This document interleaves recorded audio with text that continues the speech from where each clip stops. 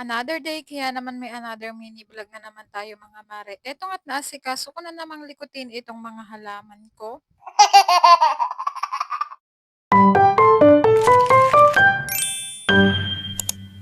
Ilan ko nga lang nilipat dito yung mga halaman ko at ayan, nagkamali nga ako ng desisyon na inilipat ko dito sila sa may bandang gilid ng bahay namin dahil talagang nasunog nga sila.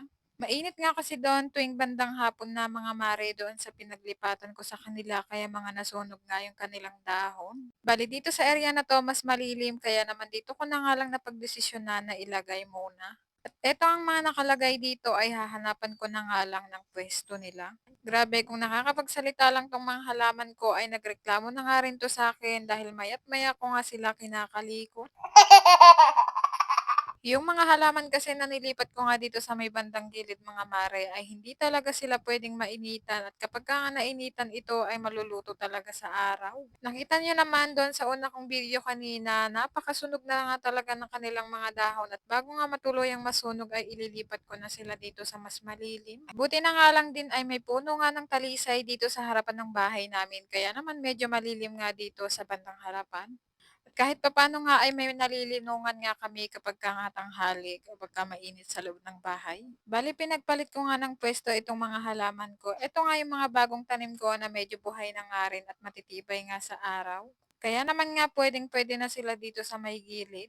Aaraw-arawin ko na nga lang ang pagdidilig sa kanila rito. Bale dito nga sa bandang gilid na 'to tuwing naulan, hindi naman ganong nauulanan kapagka nga medyo malakas ang ulan tsaka lang sila nababasa. Pinaplano ko nga na yung lupa dito sa may bandang gilid ng bahay namin ay kailangan maipapatag dahil ito nga ay daanan. Hindi nga kasi pantay yung lupa dito dahil dito nga tinanggal yung pinakamalaking puno ng kamatsili bago kami magpabahay. Anyway, yung mga halaman na tinanggal ko doon kanina ay dito ko na nga lang din ilalagay sa may bandang gilid na 'to ng bakod kasi nilulusutan nga ng mga bata dito kasi medyo sira na nga rin yung bakod. Kaya naman nga para hindi nila gaanong nilulusutan dito ay gagawan ko na nga lang din ng paraan at ihaharang ko na nga lang din itong matataas kong halaman dito sa may bandang gilid. Kailan lang namin inayos tong bakod na 'to at talaga namang nasira na naman. At habang inaayos ko 'tong mga halaman na 'to ay meron nga akong naisip para magawan ng paraan itong bakod namin. May dati kaming kulungan ng mga rabbit, babaklasin ko nga lang yon para maitapal dito sa may bakod para hindi na nga rin ganong nalulusutan. Nakakalusot din kasi yung mga makukulit na aso dito at talaga namang itong mga halaman nga ay nasasagasaan nila.